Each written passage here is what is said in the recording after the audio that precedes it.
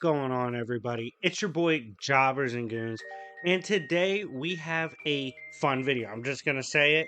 I'm super excited to do this one because it's been a while since I covered Lucifer. This is arguably the greatest stretch of the Lucifer run, easily the wildest stretch. You're gonna want to stand up for this one. Like it gets fucking real. But before we get into this, quick updates. I'm dropping this. And if you haven't seen part 1 or part 2, because it has been a while, there will be a Lucifer specific playlist.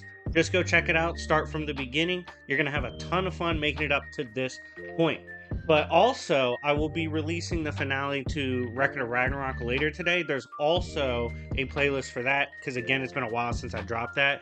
So you will have both today, and then tomorrow I'm going to do a Craven Goon video. And then the part 1 of my Luke Skywalker complete scaling drops on Darth Goons, my Star Wars channel. Super excited for that.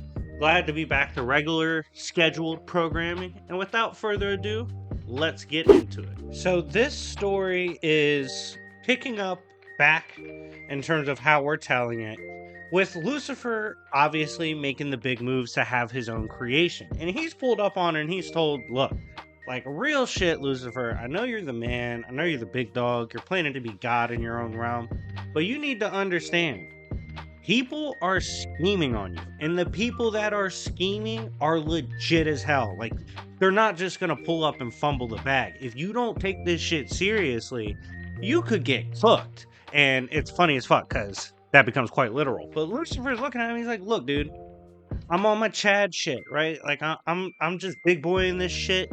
No one can run up on me. Anyone that runs up will get done up.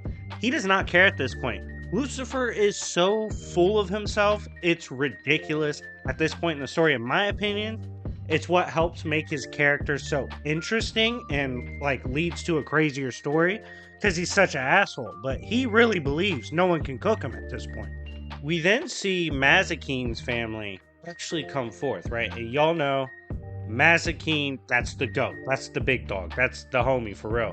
And her people want a place in this new kingdom, as they have always, since the beginning of time, been cast outs due to their place in the cosmology. And they basically come through, offer power and weapons and their servitude to Lucifer in exchange for having a place in his new kingdom when he creates his own verse, right? And Lucifer looks at them and says, yo, you're offering me infinity, weapons of infinity, that's cool, but infinity is a relative term. All of that shit is useless to me. I'm the big dog. I don't need to barter with you. And like in a demonstration of his crazy power, just snaps the weapon of offering. He's like, this shit's trash, I really don't need it. And this is when we see him fully reject their offer. He's moving on, which is a big deal to what comes later. Absolutely disrespectful, though, to not even consider helping Mazikeen's family members. It just shows how Lucifer's not really caring about anything going on at this point. And we see Michael pull up. And this is an interesting statement. I want to see in the comment section what y'all think about it. But essentially what is said is, now that Lucifer is not around, now that Lucifer is not in heaven or carrying on any of his duties in creation, Michael is the big dog now. You could interpret this as them saying Michael and Lucifer were relative, but now that Lucifer gone, it's for sure Michael. Or you could interpret it as Lucifer was the big dog, and we more so had a situation of Michael pulling up. So it's a little different. Like, maybe they're relative, maybe that means Lucifer's above. I'll leave it up to you guys to decide. Now, this is when we get to the part where we see how confident Lucifer is feeling right now. Basically, the message is delivered. God says Lucifer can't have his own creation. Everything Lucifer makes essentially is the property of God. Regardless of where that creation is, Lucifer owes it to God, essentially. And Lucifer disagrees with that. He's like, okay, Michael, I'm gonna let you know right now, I'm not messing with that vibe at all. We then see Lucifer literally does not care about beefing with God and said God overstepped coming into his creation that is not God's creation. He said, I'm outside of it. I left it on purpose. It's not his to command. So the beef is obviously it's got to happen. Like that's a given. Seeing how Lucifer is talking about the presence right now, like the fact that he didn't get swung on is crazy. We then see Lucifer invoke the doors to the void in every realm. Why is this crazy? This means that anyone within creation, anyone within the presence creation, it will now be able to dip whenever and join Lucifer's. He says his is better. If you want to join up, join up. And this is considered an act of war. That's right. Lucifer has committed an act of war against the presence. We then see Michael going to the Silver City and Logos. Now, a pretty cool fact about the mythos here establishes that the Silver City and Logos is so high up that they have no need for defenses. Now, why is Michael here? He's actually going here to consult God about Lucifer. The beef with Lucifer is just getting too real. Michael's like, okay, I need to talk to someone about this. Someone higher up on the pay grade. You feel me? He's got to go to the presence. And we see it revealed how Lucifer was able to go outside of the creation and make a play. It's revealed that in order to get Lucifer back to hell, God had granted him the exit key to creation. Why is that a big deal? Literally granted a way to get out of creation. So it is confirmed. Lucifer's going out of creation. This is legitimately outside of the realm created by the presence. We then see that only the Demiurge force can birth a creation of such magnitude, and it had only occurred once before. This is a crazy amount of scaling because it's shown point blank that this force did 0 damage to Lucifer, but not only that, he manipulated that force after, which is at least outer to high outer, depending on if you count Vertigo directly to DC at this time. Yeah, high outer to boundless, but it's an insane scaling aspect within the Vertigo mythos. Michael then feels a blasphemy for the first time, as he does not want creation to get folded in whatever events will occur with Lucifer. At this point, Michael's straight up like, okay, I know how capable Lucy is. Like, if he gets loose, bars, he could really do some damage to creation. It might get cooked. And it's got Michael in a bind right now because he doesn't want creation to get cooked. It's not fair to them. We then see Lucifer, in a pretty Chad moment, state that he would rather go to war and lose as himself rather than living under the rule of another power. He's sick of living under someone's design and rule. He's going outside of that, or he'll die trying, whichever comes first, and that's real shit. We then see the Cestus, which is a bit of lore for beings in the cosmology, claim to be inherently as a Jinn Mach, predate even the god that curses them. Now, this is a reference to the present, so that's pretty interesting. I also want you to get in the comments about that. What do you think about the Jinn Mach saying they predate the presence? Is that possible? What do you think of that? Let me know. We then see Lucifer be an asshole. At this point, I'm not gonna lie to you guys, as a reader, I was plotting on his downfall because I'm a Mazikeen fan and he got disrespectful with the goat. He called Mazikeen's people trash once more and then dips to handle beefs across creation. Now, this moment will piss you off because Mazikeen was there. And remember, Mazikeen's done everything. She's held down Lucifer. She's been in the trenches. She's the goat. And she's told her people suck, she sucks, he doesn't need them. Disrespectful shit on a whole nother level. And she just has to deal with that. But he's gonna pay for that. If you don't disrespect the goat, karma will get you back.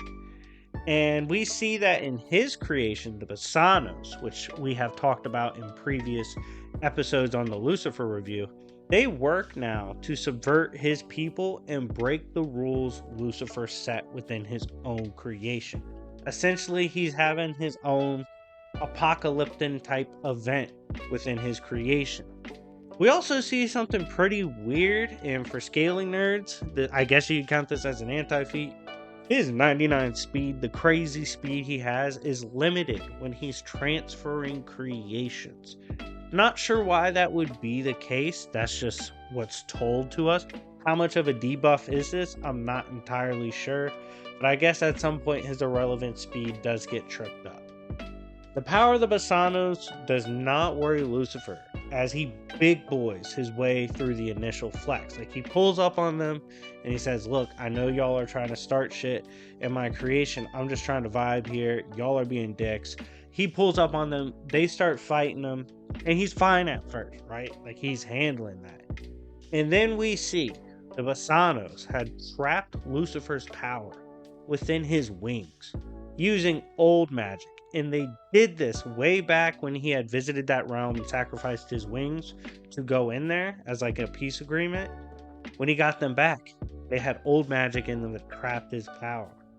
The Basanos may not be as strong as him, but now they're able to revert his own power back on him.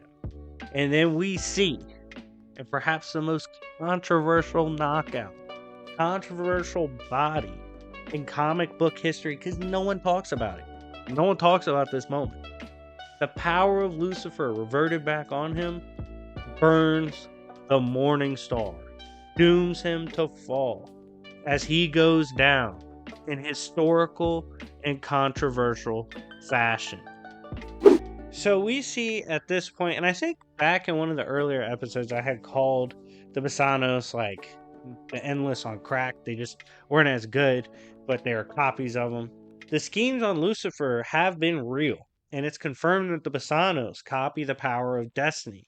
Might not work as well, but if you use it correctly and time all things and rely on the arrogance of Lucifer, you could get it done.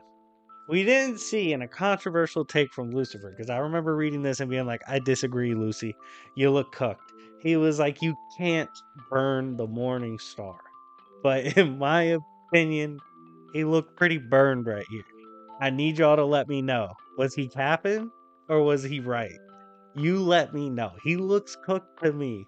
Well, maybe y'all disagree, but shout out Lucifer. So then we see it move on, and the story's crazy because Lucifer is down, right? He's gone down, and now his creation is running amok. Lucifer has been down for a week, and the Basanos now rule, doing whatever they please. Now, Mazikeen, she comes back in the picture, and not in the way you may think. Remember, she was disrespected, so she's not pro-Lucifer, at least on the surface right now.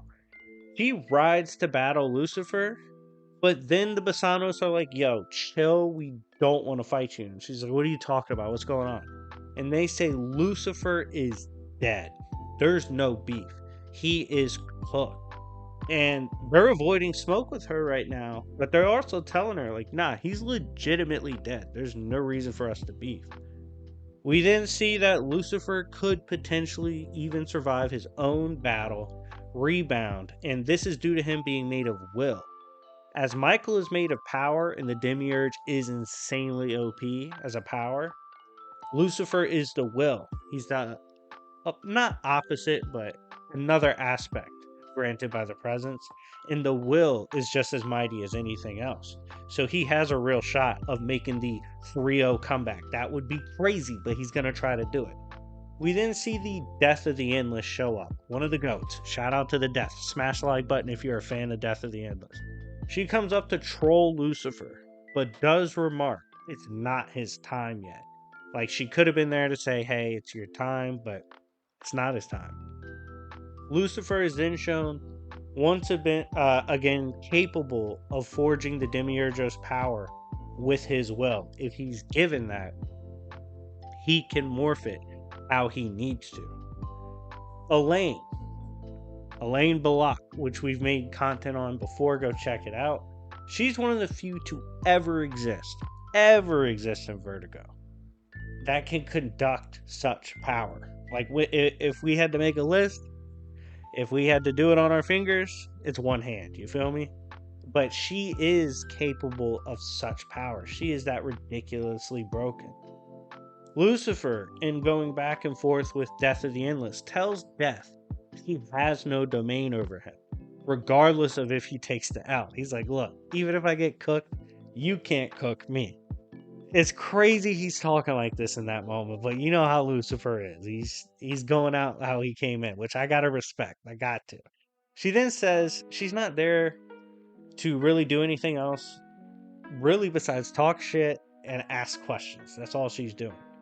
We then see Lucifer, in an effort to break out of this, is pissing himself off because he keeps tanking his power over and over again, but he is cooking himself trying to escape. He's not able so far to break out of this old magic that's cursing his wings. We then see, as it pans over to the Basanos and others, like the Susano and others of the Windowless Rooms, they're talking about how they are well aware and they know that if Lucifer comes back, he's going to make the 3-0 comeback. He's going to make a historical run. They can't let him come back. They have to make sure he stays dead, or else it's going to be bad. Lucifer then reminds Death that he intends to survive. Nothing is more important to him than surviving and winning. And the Endless can joke what they want, but he says they need to stop joking because they aren't strong enough to have jokes. Talk now, but when Lucifer comes back, you know the vibes if they were to run into each other.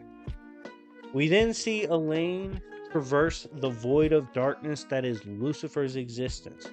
She does so in order to meet him. She's been fascinated, enamored with the power of Lucifer, finds him interesting as they have come into contact before, finally meets him. We then see that he asks her to use the transfer of power. He needs to make the comeback. He's like, look, child, you're pretty chill. We've talked before. I need you to help me make this transfer of power. I need to get back at the people who cooked me. This is the time for redemption.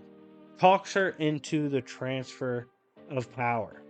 Lucifer then returns, but needs his feathers to return the full power. So he's not quite there yet, but he is back and he is going to be able to make a play. And then, and what is perhaps the most despicable thing we've ever seen on this channel, shout out to Lucifer for being a piece of shit. Elaine, the child, died to save Lucifer. She got bamboozled. She didn't know she would die doing this. Lucifer did this knowing that would happen. He just wants to win that bad and subjected her to death. What do you think of Lucifer as a character right now? How are y'all feeling? For those that are learning of Lucifer through watching my reviews, what do you think of him right now? Get in the comment section. Let's talk about it. Wait, yeah, he got that girl killed so he could make a comeback. Now that he's back but missing his wings, Lucifer's got to make a play. The Hounds of the Windowless Rooms, basically high outer death hounds, they're on his ass, right? He's there with Melios and he says, look, we got to cook these hounds. Melios looks at him and is like, Lucifer, I'm pretty sure you're weakened right now. That man Lucifer goes, weak is a relative term, and starts dog walking these hounds. Bars. Lucifer then, after they get them dispatched of, tells Melios to hold it down. He's like, look, I need you to be the GOAT right now. When the Basanos pull up, do everything you possibly can to hold them off. Whatever it takes, you swing on them. And they pull up on Melios and they're talking crazy. They're like, yo, you can't stand against us. You know how strong we are. We already kicked your boy. And Melios said, okay, show me, bitches. And squares up with all of them. You literally see them all rushing in on him as he gets ready to swing. We see that the Basanos use the bastard tools of the Endless to eventually get the upper hand. That is, they use the mini powers granted that are like the fake endless powers essentially, and eventually get the drop on them. However, shout out my boy Melios Big W for Melios in the comment section for holding it down like that. He really tried to give him a run. The Susano character, while walking through, has to give props to Mazikeen because the GOAT has pulled up.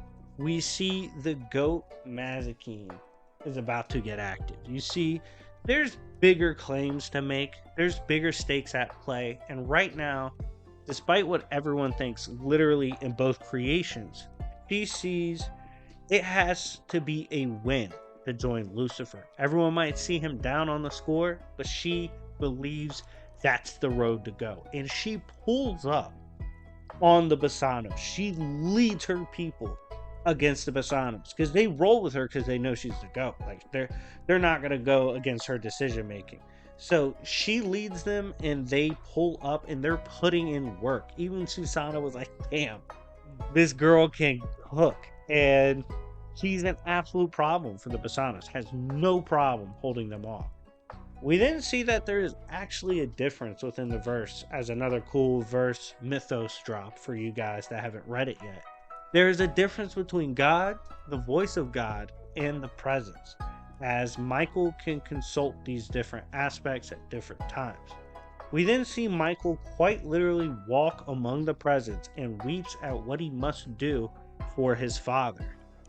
Lucifer had gotten Michael to neg the plan of presence. He had worked this into manipulating all things so that it goes into his favor even if he goes down. It had helped him survive the plan of the presence. The Basanos get to, or rather get by Melios to find Lucifer, and they start talking crazy, right? They're like, yo, we already cooked you. You're not at full power. We got the sauce. We just cooked your mans. Like, you're down for the count. You need to stay down. But Lucifer had a plan. He saw this coming. He takes the host of the spawn of the Basanos and tells them to shut their dumb mouths and back up or he's going to cut the bitch, right? He's like, I will absolutely cook this host if you don't back up off me. Of course, they back up, and that's when we see Lucifer swap hands with the Basanos. He negs the Basanos' destiny and endless hacks. You also need to note that he's severely weakened, so for him to pull this off, for him to stop the Basanos, just shows how crazy his power really is. And in the end, the Basanos remark that Lucifer's creation is what beat them, not Lucifer. They're trying to talk crazy. They're like, yo, you didn't actually beat us. It was the creation and how it works. He replies that his creation is an extension of his will. Therefore, he dubbed the bums. He cooked them. He's the one that led the comeback. Lucifer, and then a moment that we needed as a reader, in my opinion, he concedes to taking the L, right? Tells Mazikeen, look, you were right. You're the GOAT. I should have respected you and your people. He grants Mazikeen and her people status among them. They're not these outcasts on a cosmic scale anymore. They have a place there. They've more than earned it. Susano then flees Lucifer's creation as it's different to the gods. There's different rules. This implies directly that God can't change Lucifer's creation, and no one but Lucifer can work his rules and command the overall rules of his creation. This would explain why he could foil the plan of presence and survive it, and it leads us to the end of this episode. Guys, what did you think of the death of Lucifer Morningstar? What did you think of his comeback? What did you think of Mazikeen being the GOAT? What are your thoughts overall on the run so far? If you've been keeping up with the reviews, again, I'm making a playlist. If this is the first one you watch of the reviews, sweet. But I also have the others before this, so check out the playlist and stay tuned for later on when I drop Record of Ragnarok. But yeah, guys, thank you so much for watching. It's been your boy Joblers and Goons, and I'll see y'all later. Peace.